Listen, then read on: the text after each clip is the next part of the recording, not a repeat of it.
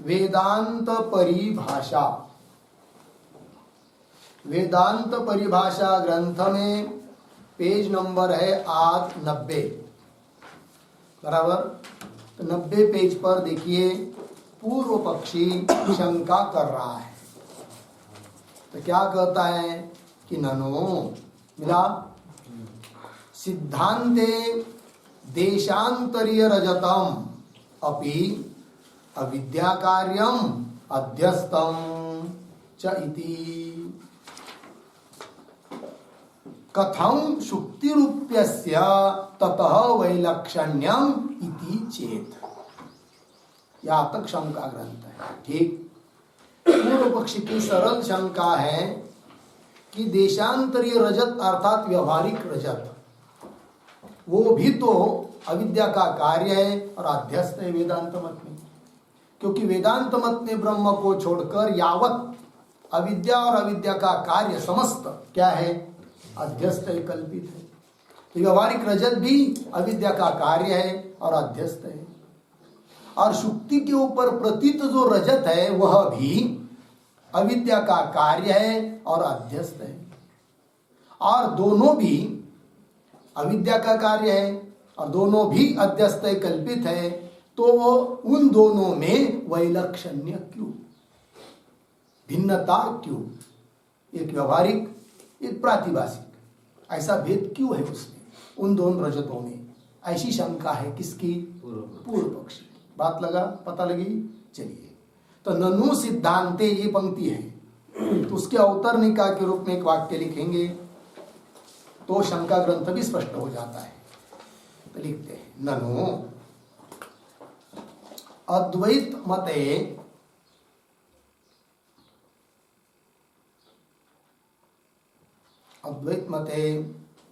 यथा सत्य रजतम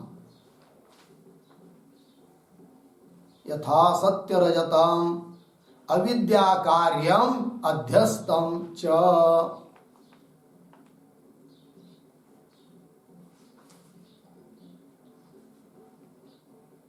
अविद्या कार्यम अध्यस्तम च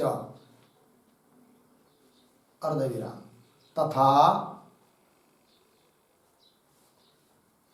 मिथ्याभूतम शुक्तिरजतादिकम अपि, तथा मिथ्याभूतम शुक्तिरजतादिकम शुक्तिरस्तादिकम अपि पूर्ण विराम तत्कथम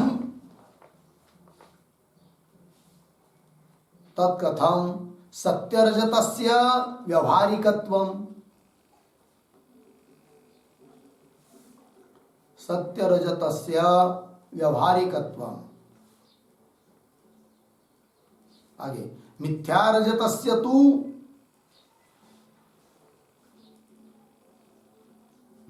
मिथ्यारजतस्य तु प्रातिभासिकत्वम, प्रातिभासिकत्वम इति नैयायिकः शंकते।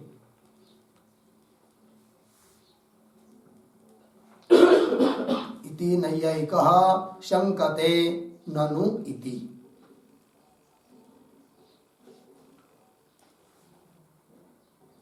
ननु इति हो गया। देखो भाई अर्थ देखिए कि शंका कर रहा है नहीं है कि अद्वैत मत में जिस प्रकार सत्य रजत अर्थात व्यवहारिक रजत अविद्या का कार्य है और अध्यस्त है, तथा उसी प्रकार मिथ्याभूत जो रजत है शुक्ति रजत वह भी अविद्या का कार्य है और अध्यस्त है। दोनों में कारण सामग्री समान है, तो भी तत्कथम फिर क्यों सत्य रजत से व्यवहारिकत्व, सत्य रजत को व्यवहारिक बोला जाता है जगत में, है कि नहीं? और मिथ्या जो रजत है शुक्ति के ऊपर प्रतीत रजत उसको प्रातिभाषिक कहा जाता है, वो प्रातिभाषिक बोला जाता है, तो उसको प्रातिभाषिक कहते हैं, इसको व्यवहारिक कहते हैं। इस प्रकार की विलक्षणता भिन्नता क्यों है, ऐसी उसकी शंका है। समझ में आई? पंक्ति देखिए मूल में, ननु सिद्धांते, सिद्धांते अद्वैत सिद्धांते, सिद्धांते का अर्थ है अद्वैत सिद्धांते। चलिए, ननु सिद्धांते देशांतरी रजतम, बराबर। देशांतरी रजतम मतलब क्या, तो उसके ऊपर लिख के रखिए व्यवहारिक रजतम।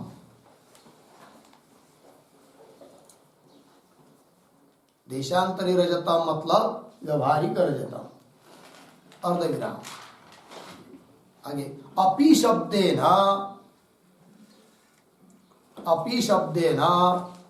मिथ्या रजत परिग्रह। अपि शब्देन मिथ्या रजत परिग्रह, मूल में अपि शब्द आया है कि नहीं, उससे मिथ्या रजत भी आ जाता है। तो पंक्ति देखिए, ननु सिद्धांते देशांतरी रजतम अपि। अपि मतलब देशांतरित व्यवहारिक रजत, अपि मतलब मिथ्या रजत भी, दोनों भी कैसे हैं, अविद्या कार्यम अध्यस्तम च, दोनों भी अविद्या का कार्य है और अध्यस्त है। ठीक, अविद्या कार्यम अध्यस्तम च, दोनों भी व्यवहारिक रजत, प्रातिभाषिक रजत, शुक्ति रजत। अविद्या कार्यम अध्यस्तम च इति, इति शब्द आया है ना, इति शब्द का अर्थ हेतु, हेतु अर्थ में इति शब्द है। इति मतलब हेतु, इस हेतु से, इस कारण से, कथम शुक्ति रूप्यस्य ततः वैलक्षण्यम, शुक्ति रूप्यस्य ततः, ततः देशांतरियात रजतात, ततः शब्द का अर्थ लिख के रखिए, ततः, इसका अर्थ क्या, देशांतरियात रजतात, मतलब देशांतरी रजत से, व्यवहारिक रजत से, शुक्ति रूप्य का, ततः कथम वैलक्षण्यम, वैलक्षण्यम पद आया आगे। वैलक्षण्यम शब्द का अर्थ लिखिए भेद,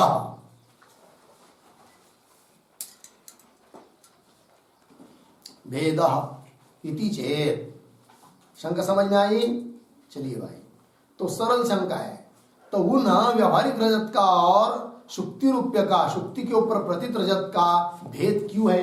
क्या भेद? एक को व्यवहारिक कहा जाता है, एक को प्रातिभाषिक कहा जाता है, ऐसा भेद क्यों है? ये उसकी शंका। उत्तर दे रहे ना, ये शंका मत कर तू। क्यों? तो कारण बता रहे सिद्धांती। त्वन्मते सत्यत्वादि विशेषे अपि, सत्यत्व अविशेषे अपि केशांचित क्षणिकत्वं केशांचित स्थायित्वं इत्यत्र यदेव नियामकं तदेव स्वभाव विशेषाधिकम मम अपि। पूर्ण विराम। एक उत्तर दे दिया सिद्धांती ने, ध्यान दीजिए। तो त्वन्म सिद्ध कौन बोल रहे हैं अभी? सिद्धांती। किसको? पूर्व पक्षी को, नहीं एक को। त्वन्मते पद आया है, त्वन्मते मतलब नैयायिक मते, त्वन्मते पर लिख के रखिए नैयायिक मते।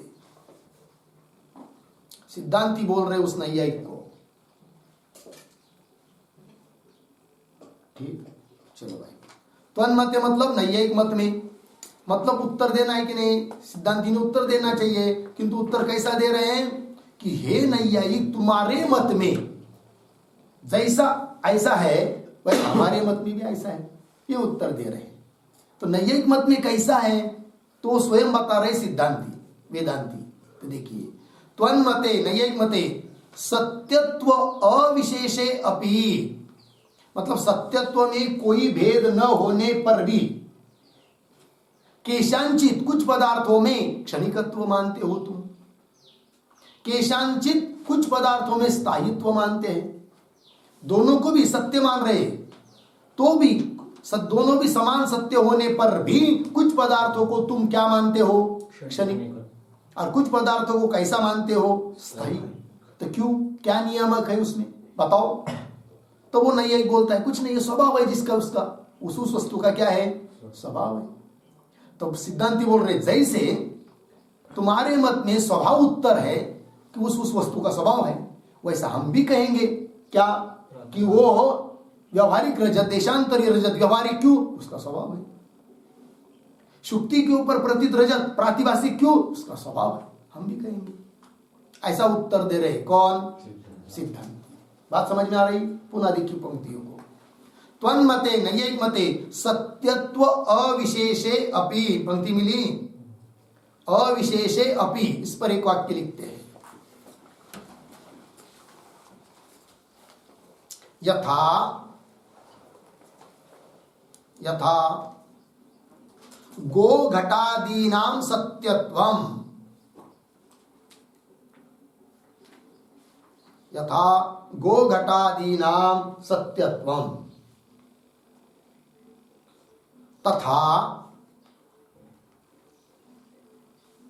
ज्ञान सुखादीनां अपि सत्यत्वम्,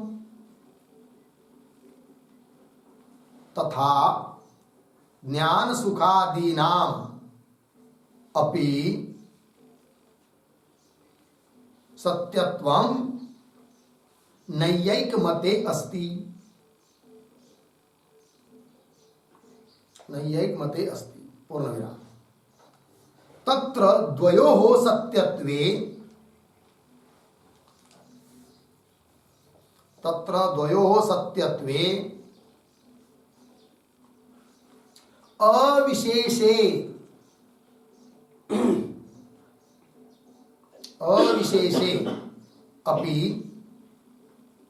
बराबर कोपि विशेष नास्ति,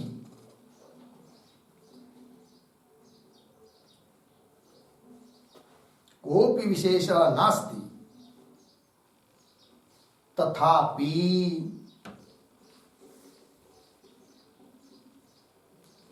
तथापि, ठीक है। फिर आगे में मूल में है ये तथापि केशांचित क्षणिकत्वम केशांचित स्थायित्वम इत्यादि। अर्थ देखिए, लिखिए होगा कि जैसे नहीं एक मत में गो घटादि गाय घट घोड़ा पट ये सब क्या है? सत्य ही है, सत्यत्व। उसी प्रकार ज्ञान भी सत्य है, सुख भी सत्य है, ये भी सत्य है। तो द्वयो सत्यत्वे, द्वयो सत्यत्व अविशेषेपि, मूल में पद आया नहीं, अविशेषेपि, अविशेष का अर्थ लिखा कोपि विशेष नास्ति, विशेष मतलब भेद, उन दोनों में कोई भेद नहीं है। गो घट भी सत्य है, गाय घट मठ पट ये सत्य है, ज्ञान सुख वगैरह ये भी सत्य है। तो भी आगे मूल में पंक्ति की त्वन्मते सत्यत्व अविशेषेपि, सत्यत्व समान होने पर भी, थोड़ी में अर्थ क्या? सत्यत्व अविशेषे भी मतलब सत्यत्व समाने अपि, सत्यत्व समान होने पर भी, अविशेषे भी, विशेष मतलब भेद, भेद न रहने पर भी, अर्थात दोनों समान रहने पर भी केशांचित पद आया है। केशांचित के ऊपर लिखिए ज्ञान सुखादीनाम, मूल में आया ना केशांचित, पहला केशांचित। केशांचित मतलब ज्ञान सुखादीनाम क्षणिकत्वम,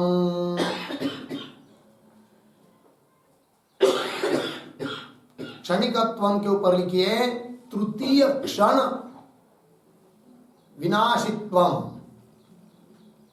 क्षणिकत्व मूल में बताया है, तृतीय क्षण विनाशित्वम।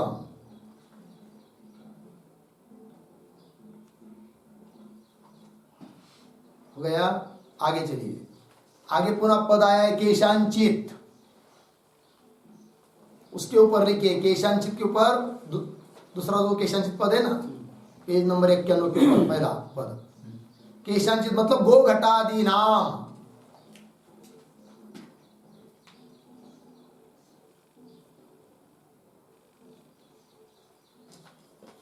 स्थायित्वम, स्थायित्वम पद आया है, स्थायित्वम का अर्थ लिखिए अक्षणिकत्वम, अक्षणिकत्वम। आगे मूल में इत्यत्र, इत्यत्र आया ना, इत्यत्र का अर्थ लिखिए इति अस्मिन् विषये, इति अस्मिन् विषये।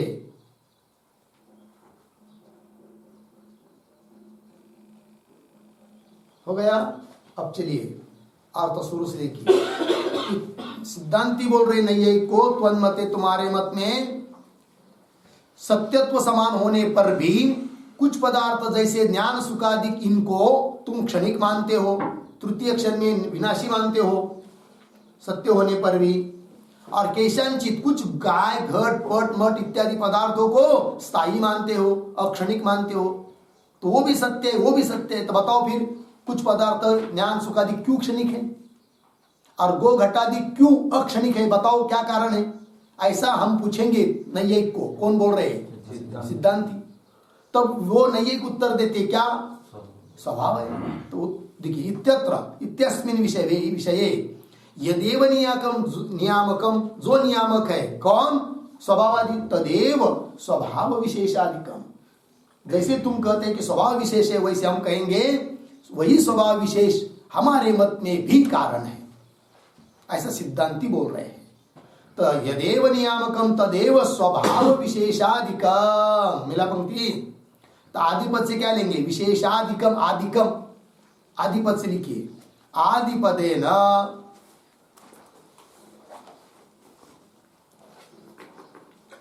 आदिपदेन कालांतरोपलंभत, लंब कालांतरोपलंभ अनुपलंभादि परिग्रह, कालांतरोपलंभ अनुपलंभादि परिग्रह।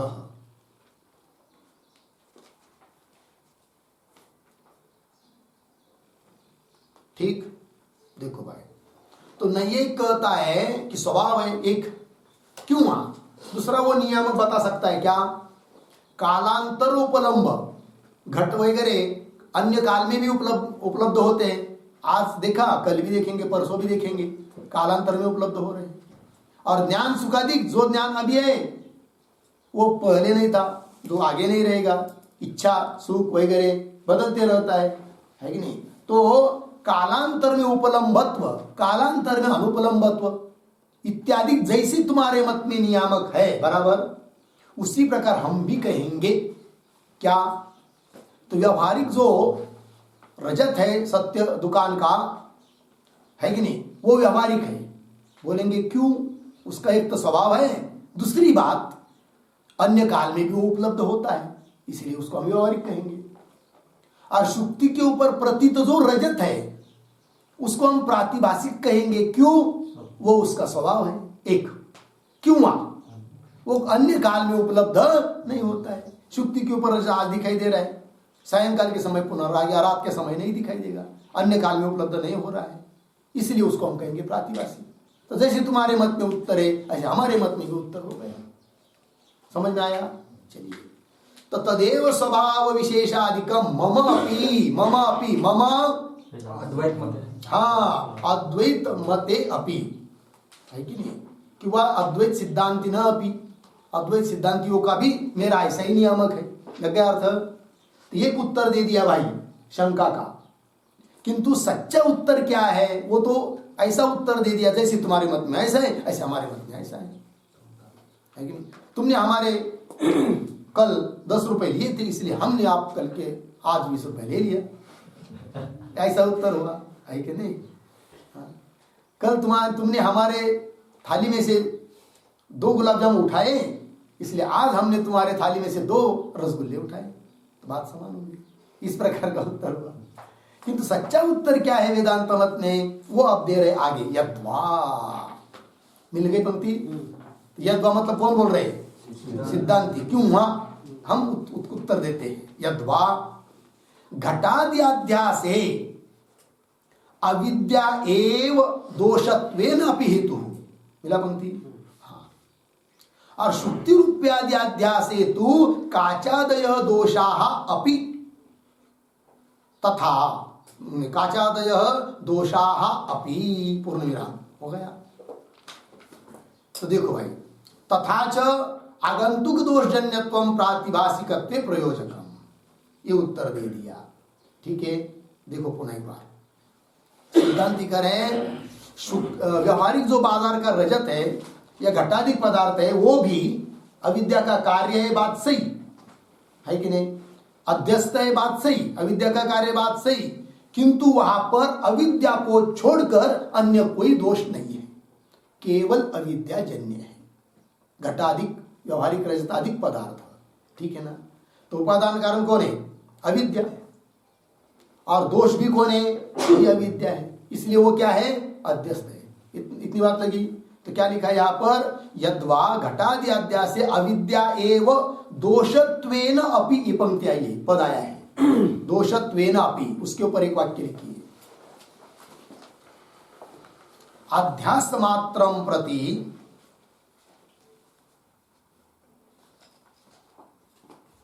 अध्यास मात्रम प्रति दोषस्य हेतुत्वात्, दोषस्य हेतुत्वात् अर्धविराम। व्यावहारिक अध्यासे दोषांतराभावात्, दोषांतराभावात् अगत्या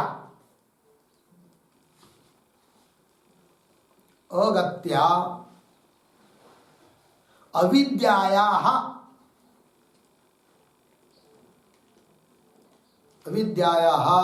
दोषत्व कल्पनात् इति भावः।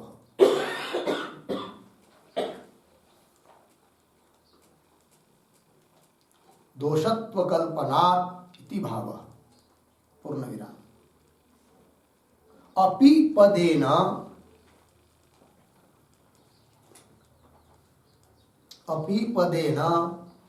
उपादानत्वेन अपि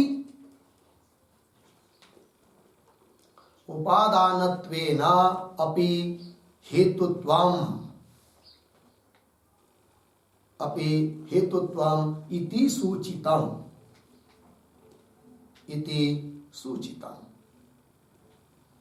ठीक, चलो भाई। तो क्या? अध्यास मात्रम प्रति, यावत अध्यास मात्र मतलब यावत अध्यास, जो भी अध्यास रहेगा वह दोषजन्य ही होता है। अध्यास के लिए कारण होता ही है कौन? दोष। दोष रहेगा तभी अध्यास कहलाएगा, दोष के बिना अध्यास हो नहीं सकता। ठीक है, तो यहां पर घटाधिक व्यवहारिक रजत ये भी अध्यस्त है, तो उसके लिए दोष कौन फिर? तो और तो कोई दोष दिखाई नहीं दे रहा है, इसलिए दोष वही है कौन? अविद्या।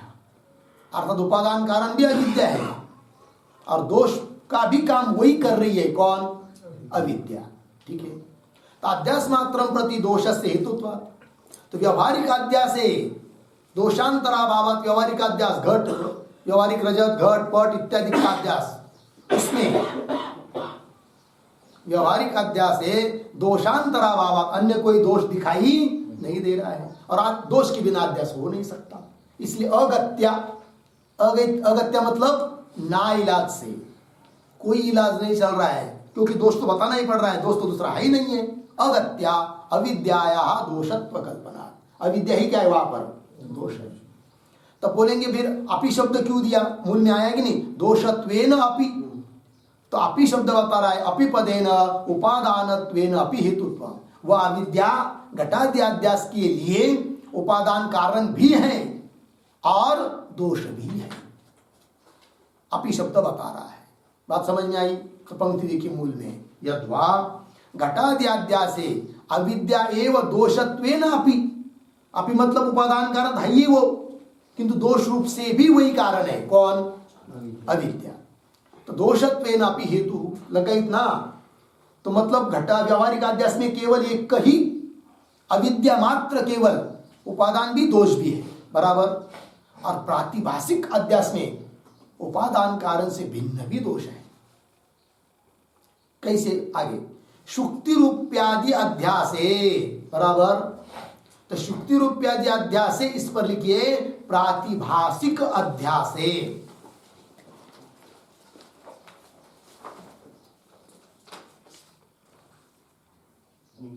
शुक्ति रूप्यादि अध्यासे मतलब प्रातिभाषिकाध्यासे।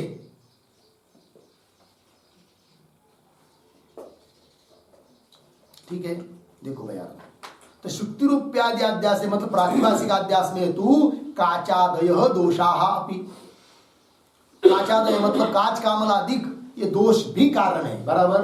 दोषा अपि, अपि मतलब क्या? तो कुछ शेष शब्द लिखिए आगे। काचादय दोषा अपि, उसके ऊपर लिखिए हेतवः इति शेषः, हेतवः इति शेषः।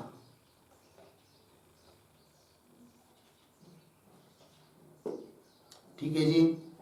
मतलब क्या, प्रातिभाषिक अध्यास में अविद्या तो है ही है, किंतु काच कामल आदि दोष भी कारण है, बराबर। तो दोनों में अंतर हुआ कि नहीं?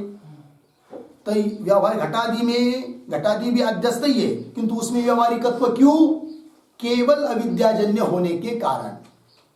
शुक्ति रजतादिक अध्यस्त तो है, किंतु प्रातिभाषिक क्यों? अविद्या से अतिरिक्त दोष भी कारण होने से वो प्रातिभाषिक है। अविद्या से अतिरिक्त काच कामल आदि दोष कारण है। तो जहां अविद्या सहित अन्य दोष भी रहते हैं वहां प्रातिभाषिकत्व, और जहां केवल अविद्या ही कारण रहती है वहां व्यवहारिकत्व। तो ऐसा भेद कर लेंगे। पूर्व पक्ष ने यही शंका की थी ना कि दोनों जगह अविद्या ही कारण है, दोनों जगह अध्यस्त ही पदार्थ है, व्यवहारिक रजत और प्रातिभाषिक रजत। तो वैलक्षण्य क्यों? तो वैलक्षण्य का कारण बताया। क्या कारण? कि अविद्या सहित दोष यदि कारण है तो वहां का अध्यास प्रातिभाषिक, बराबर। केवल अविद्या कारण है तो वहां का पदार्थ व्यवहारिक। यह अंतर हो गया। ठीक है, चलिए। काचादय दोषा अपि तथा च, उसी को स्पष्ट कर रहे, तथा च आगंतुक दोषजन्यत्वम प्रातिभाषिकत्वे प्रयोजकम। प्रातिभाषिकत्व होने में प्रयोजक नियामक कारण कौन? आगंतुक दोषजन्यत्व। आगंतुक मतलब अविद्या से अतिरिक्त दोषजन्यत्व। ठीक है ना? क्या पद आया है? आगंतुक दोषजन्यत्व। आगंतुक दोषजन्यत्व का अर्थ लिखिए अविद्या सहित अविद्यातिरिक्त दोषजन्यत्व। अविद्या सहित अविद्यातिरिक्त दोषजन्यत्व।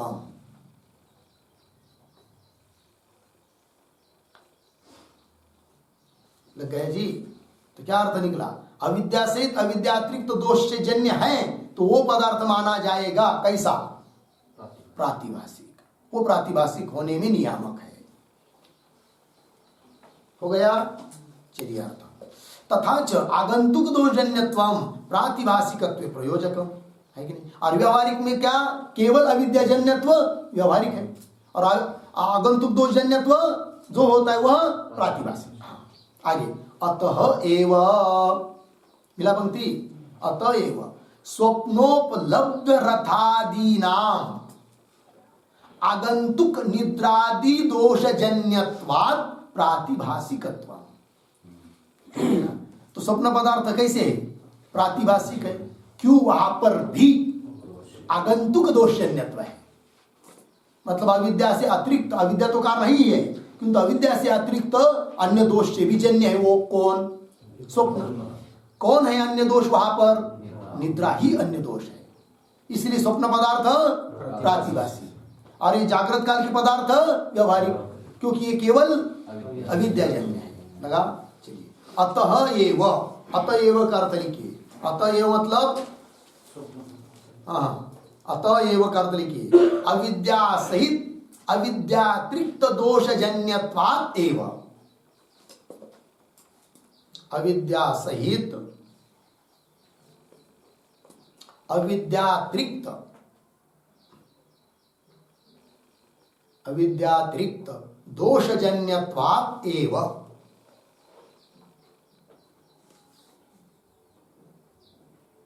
अविद्या सहित अविद्यातिरिक्त दोषजन्यत्वात् एव, मतलब स्वप्न पदार्थ अविद्या, तो अविद्या सहित, अविद्या भी कारण है और अविद्या से अतिरिक्त दोष भी कारण है, इसलिए प्रातिभाषिक।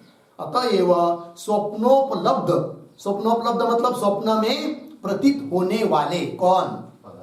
पदार्थ। उदाहरण रथ, घोड़े आदि। स्वप्नोपलब्ध रथादि नाम, स्वप्न में कोई भी बहुत सारे पदार्थ उपलब्ध होते हैं। कभी कभी रथ, घोड़े, हाथी, अनेक जानवर, हाँ, अनेक जानवर भी, सर्प आदि, और कभी कभी तो गुलाब जामुन की पंगत भी दिखाई देती है। कहा? स्वप्न में। चलो भाई। स्वप्नोपलब्ध रथादि नाम आगंतुक निद्रा, आगंतुक मतलब अविद्यातिरिक्त निद्रा, अविद्या से अतिरिक्त आगंतुक दोष कौन है वहां पर? निद्रा। हाँ, निद्रा दोषजन्य है। तो निद्रादि दोषजन्यत्वात् प्रातिभासिकत्वम्। स्वप्न पदार्थ क्या है? प्रातिभासिक है। क्यों? अविद्यातिरिक्त दोषजन्य है, निद्रा रूप दोष से जन्य है। मतलब अविद्या भी कारण है, अविद्या से अतिरिक्त निद्रा दोष भी कारण है, इसलिए प्रातिभासिक हुआ। ठीक, चलिए आगे। तो उत्तर मिल गया ना शंका का। अब आगे चलेंगे। पुनः पूर्व पक्षी शंका कर रहा है, ननु स्वप्नस्थले पूर्वानुभूत रथादेहे स्मरण मात्रेण एव व्यवहार उपपत्तौ अर्धविराम न रथादि सृष्टि कल्पनाम गौरवात इति चेत। या तक शंका ग्रंथ है, मिला कि नहीं? 92 पृष्ठ पर पूर्व पक्षी शंका कर रहा है। पूर्व पक्षी कर रहा है, शंका कर रहा है कि स्वप्न में प्रातिभासिक पदार्थ, ये आपने अभी कहा, अर्थात अनिर्वचनीय पदार्थ उत्पन्न होते स्वप्न के, प्रातिभासिक है ये कहा। ये तुम्हारा कहना ठीक नहीं है। कौन बोल रहा है? पूर्व पक्षी। क्यों? तो क्या है? सरल बात है कि स्वप्न में जो भी पदार्थ दिखाई दे रहे हैं वो अनिर्वचनीय उत्पन्न होते, ऐसे मत मानो। अपितु जागृत अवस्था में कभी तो देखे हुए पदार्थ थे, उसका संस्कार अंतकरण में था, और उस संस्कार के कारण स्वप्न में क्या हो गई? उनकी स्मृति हो गई, स्मरण हो गया। तो स्वप्न के पदार्थों को स्मरण मानने से भी काम चल सकता है। तो स्वप्न के पदार्थों को अनिर्वचनीय वो प्रातिभासिक उत्पन्न होते हैं स्वप्न पदार्थ, ये मानने की क्या जरूरत? ऐसा बोल रहा है कौन? पूर्व पक्षी। पंक्ति देखिए, ननु स्वप्नस्थले पूर्वानुभूत, जागृत आदि काल में अनुभूत कौन? रथादि स्वप्न के पदार्थ। रथादे स्मरण मात्रेण एव, उनका स्मरण हो जाता है स्वप्न में, ऐसा मानने से ही व्यवहार उपपत्तौ, व्यवहार की उपपत्ति हो सकती है। तो व्यवहार उपपत्तौ ये पद आया है। तो कौन सा व्यवहार? तो लिखिए उस पर एक वाक्य, अयम रथः इत्यादि व्यवहार उपपत्तौ। अयम रथः इत्यादि व्यवहार उपपत्तौ।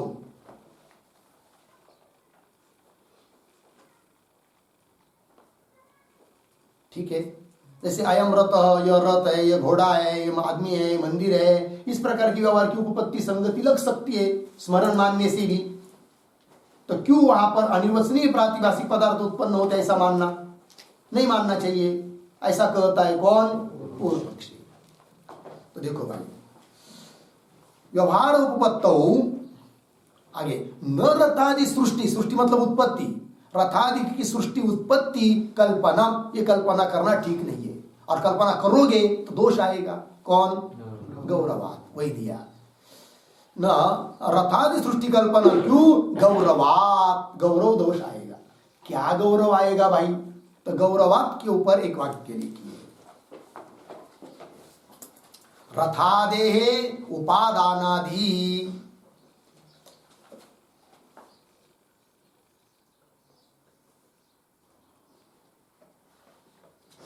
रथादेह उपादानादि अर्धविराम तत्उत्पाद विनाशादि, तत्उत्पाद विनाशादि कल्पनेन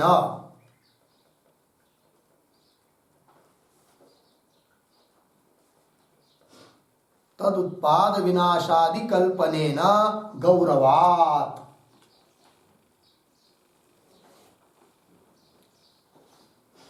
ठीक, चलो भाई, ये गौरव दोष आएगा कि रथादि की उत्पत्ति उपादान, रथ की उत्पत्ति मानना है, और रथ की मतलब स्वप्न पदार्थों की उत्पत्ति मानना है, तो उसके उपादान कारण की भी कल्पना करना पड़ेगी कि अमुक अमुक उसका उपादान है, फिर उसकी उत्पत्ति, फिर उसका नाश, ये बहुत सारे पदार्थ मानने पड़ेंगे। कब?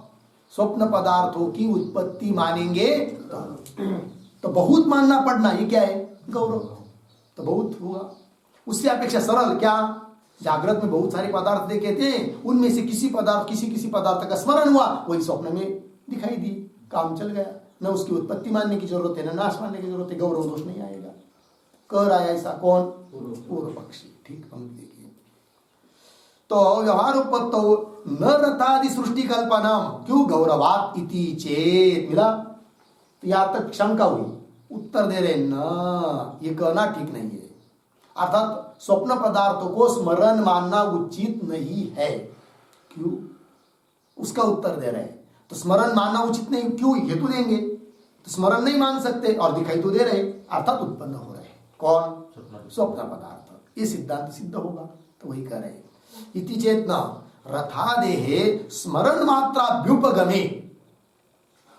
सिद्धांति करे स्वप्न में प्रतीत होने वाले रथादिक को वो स्मरण मात्र है, स्मृति हो रही है।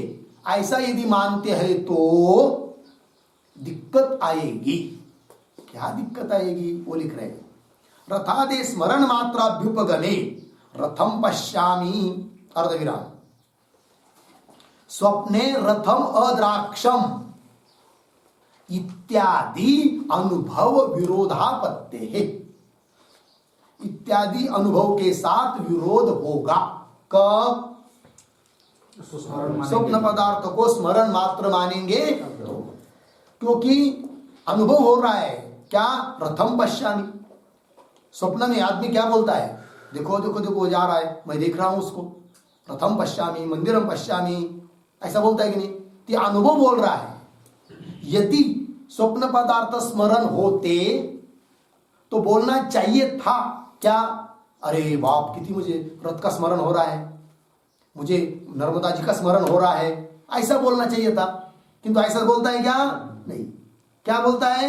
मैं देख रहा हूं, अनुभव बोल रहा है कि नहीं? अनुभवात्मक वो ज्ञान है, स्मरणात्मक नहीं। अतः उसको स्मरण मान नहीं सकते। किसको? स्वप्न पदार्थ।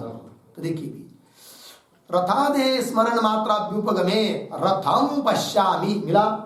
तो पश्यामि ये आया कि नहीं, उसके ऊपर एक वाक्य लिखते हैं टिप्पणी।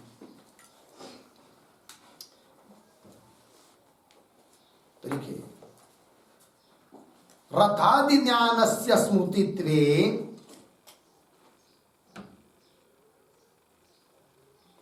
रथादि ज्ञानस्य स्मृतित्वे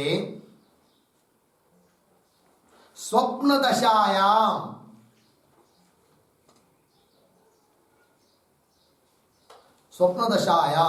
रथम स्मरामि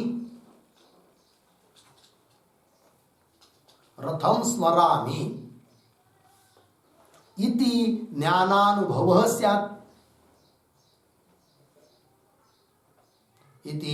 ज्ञानानुभवः स्यात्। अर्धविराम न पश्यामि इति,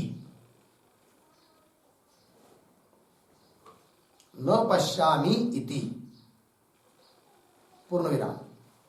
आगे भवती च पश्यामि इति ज्ञानानुभवः। पश्यामि इति ज्ञानानुभवः अर्धविराम तस्मात्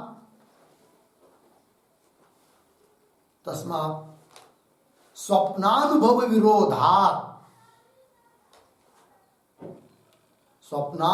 विरोधात् रथादि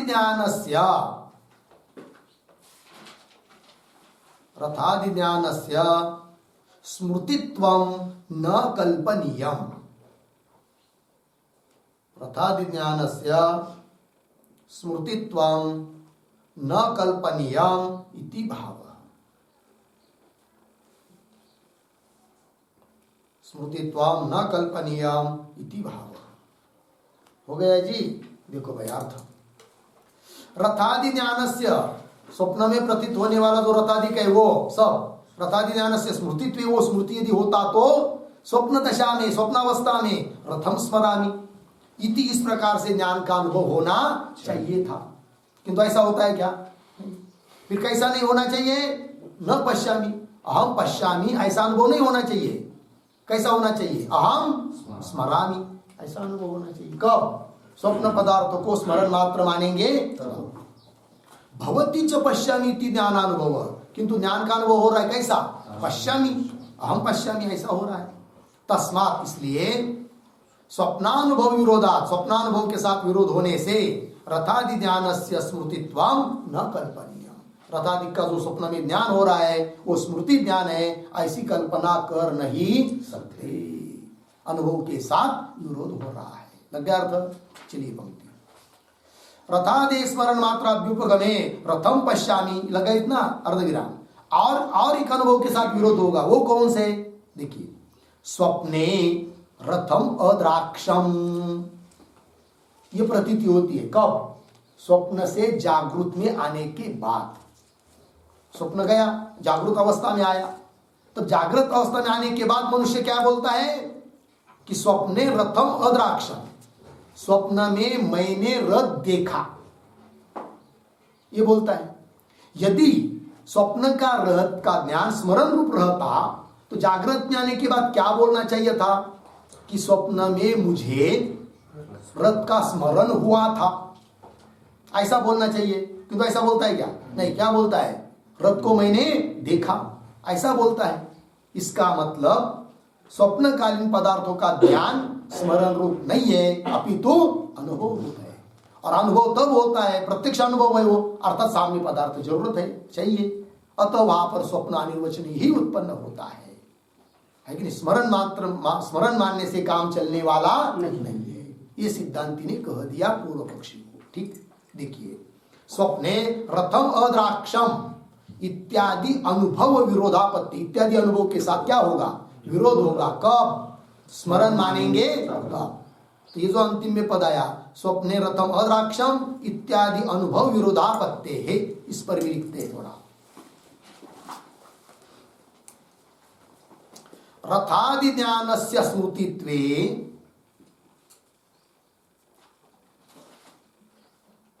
रथादि ज्ञानस्य स्मृतित्वे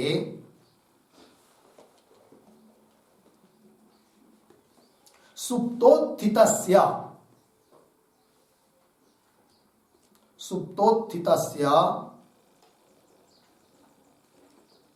पुरुषस्य स्मरणानुसंधानं स्यात्।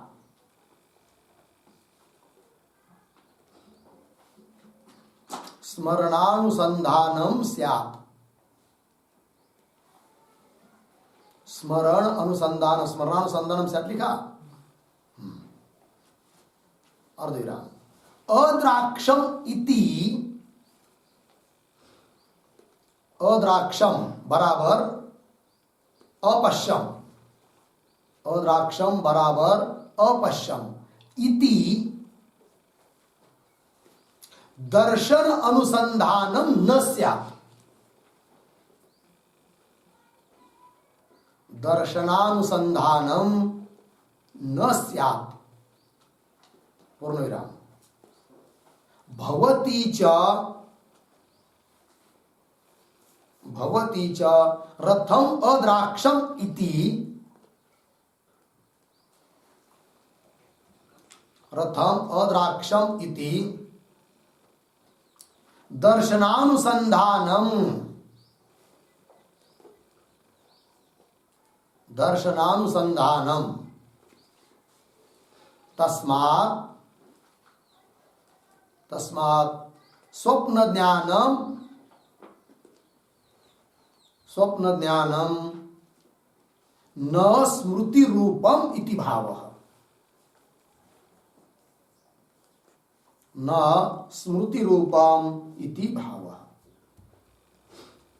ठीक है, देखो भाई यार, तो रथादि ज्ञान से स्मृतित्व, रथादि ज्ञान को स्मृति रूप मानेंगे तो सुप्तोत्थितस्य, यानी सोकर उठा हुआ पुरुष, उसको जागृत अवस्था में आया हुआ पुरुष को स्मरणानुसंधानम से, स्मरण का अनुसंधान होना चाहिए कि मुझे स्वप्न में रथ का स्मरण हुआ था, ऐसा उसने कहना चाहिए, है कि नहीं? किंतु अद्राक्षम मतलब अपश्यम, मैंने देखा, इति इस प्रकार से दर्शन का अनुसंधान नहीं होना चाहिए। दर्शन मतलब प्रत्यक्ष अनुभव, उसका अनुसंधान नहीं होना चाहिए, स्मरण का अनुसंधान होना चाहिए। किंतु भवति च रथम अद्राक्षम इति दर्शनानुसंधानम, किंतु जागृत में आने के बाद अनुसंधान किसका हो रहा है? दर्शन का अनुसंधान हो रहा है, स्मरण का नहीं। भवति च रथमद्राक्षमिति दर्शनानुसंधानम, तस्मात् इसलिए स्वप्न ज्ञानम न स्मृति रूपम, स्वप्न ज्ञान स्मृति रूप नहीं है, अपितु प्रत्यक्ष है कि नहीं। अब प्रत्यक्ष जहां होता है ज्ञान, वह उसके लिए विषय सामने रहना जरूरी होता है, अतः वहां पर सच्चा विषय तो है ही नहीं है, अतः स्वप्न के पदार्थ अनिर्वचनीय प्रातिभाषिक उत्पन्न होते हैं। लग गया अर्थ? हाँ। पूर्व पक्ष की शंका क्या थी? कि स्मरण ही मान लो उससे काम चल जाएगा, तो उससे काम चलने वाला नहीं है। लग गया? आगे चलिए। और इतना ही नहीं, तो वेदांती सिद्धांति कह रहे हैं कि स्वप्न के पदार्थ अनिर्वचनीय उत्पन्न होते हैं, ये केवल हम युक्ति से ही नहीं बता रहे हैं, अपितु इसके लिए श्रुति भी प्रमाण है। तो कौन श्रुति प्रमाण है? तो श्रुति का प्रमाण दे रहे हैं सिद्धांती। अथ रथान रथ योगान पतः सृजते, बृहदारण्यक 4:3-10। अथ रथान, रथ को, रथ योगान है कि नहीं, रथ के चलाने के लिए योग, घोड़े आदि, और पथ मतलब मार्ग, ये सब सृजते उत्पन्न होता है, ऐसा श्रुति भी बता रही है। ठीक, तो लिखिए थोड़ा सा अर्थ। अथ प्रतीक है अथ, अथ बराबर जागृत भोग प्रद कर्मोपरमे,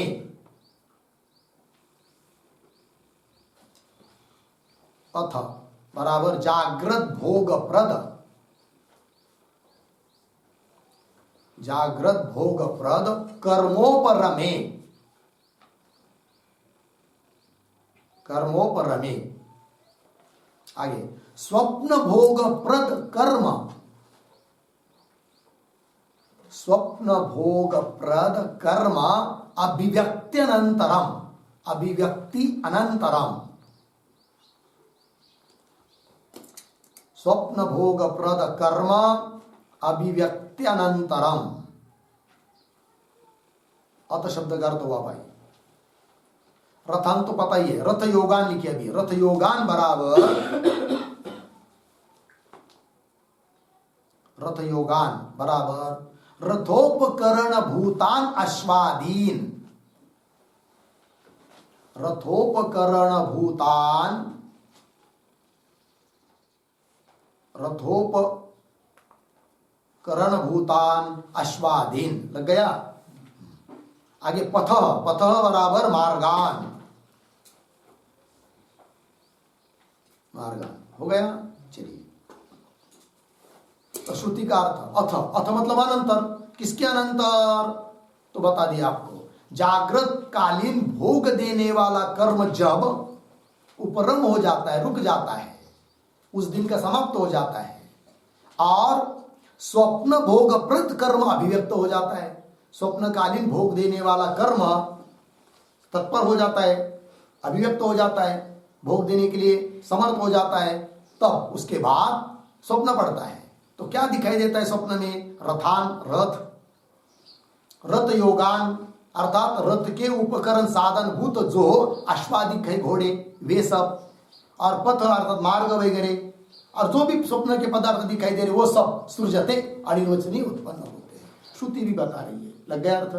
अतः स्वप्न पदार्थ उत्पन्न ही होते हैं अनिर्वचनीय, वो स्मृति मात्र नहीं है, ये सिद्ध हुआ।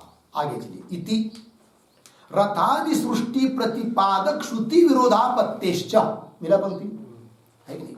इति रथादि सृष्टि, सृष्टि मतलब उत्पत्ति, रथादि की उत्पत्ति प्रतिपादक जो श्रुति है, उस श्रुति के साथ भी क्या होगा? विरोध होगा। कब? स्मरण मात्र मानेंगे तब। लग गया अर्थ जी?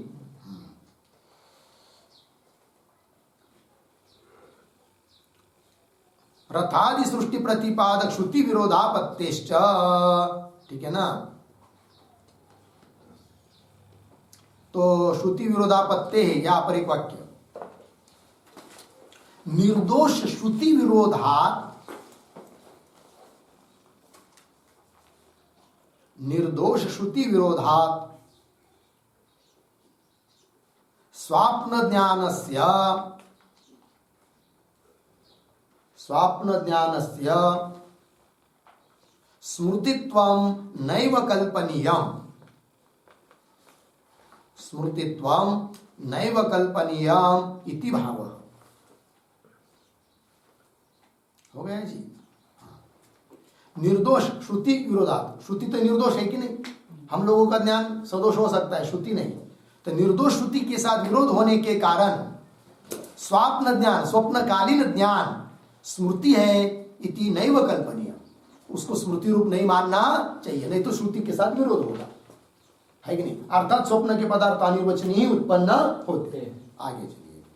तस्मात् शुक्ति रूप्यवत् स्वप्नोपलब्ध रथादयः अपि प्रातिभासिकाः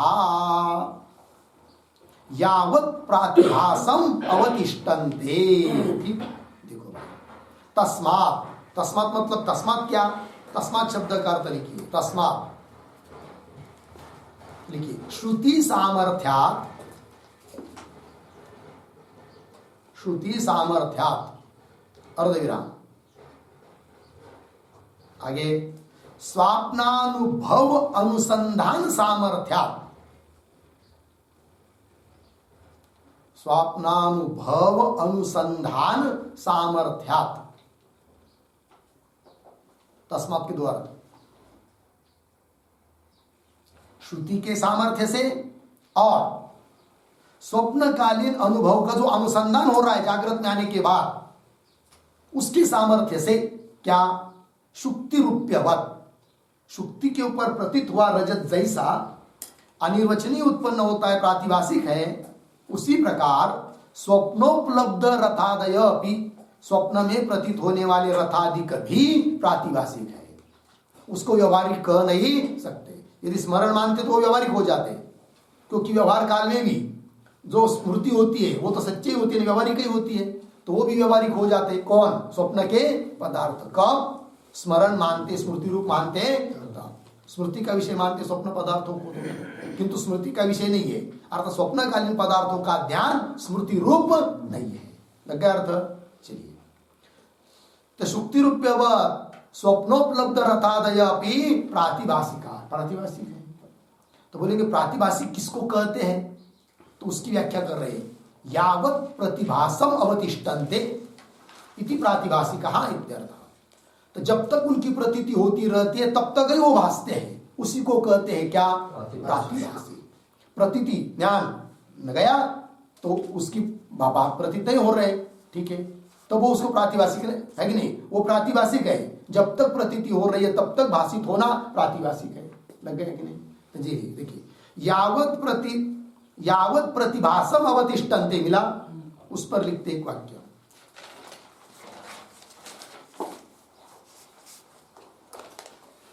प्रातिभासिक पद का अर्थ है वो, तो लिखते हैं प्रतिभास कालोत्पन्नाः, प्रतिभास कालोत्पन्नाः प्रातिभासिकाः, प्रातिभासिकाः अर्धविराम प्रतिभास कालम यावत् तिष्ठन्ति, प्रतिभास कालम यावत् तिष्ठन्ति अर्धविराम न अन्यथा इति भावः, न अन्यथा इति भावः। और देखिए प्रातिभासिक किसको कहते हैं? तो प्रतिभास कालोत्पन्ना, प्रतिभास ज्ञान काल में ही उत्पन्न जो होते हैं उसको कहते हैं क्या? प्रातिभासिक। प्रतिभास कालोत्पन्ना प्रातिभासिका, मतलब प्रतिभास कालम यावत् तिष्ठन्ति, जब तक प्रतीति हो रही है तब तक रहते हैं, न अन्यथा, अन्य काल में रहते नहीं। शुक्ति के ऊपर का रजत जब तक उसका ज्ञान है तब तक ही रहता है कि बाद में भी रहता है? जब तक ज्ञान है तब तक ही रहता है। स्वप्न के पदार्थ जब तक उसका ज्ञान है तब तक ही है, बाद में नहीं है। किंतु घटपट, व्यवहार के घटपट ज्ञान काल में भी है और बाद में भी है, अतः वो व्यवहारिक हुए।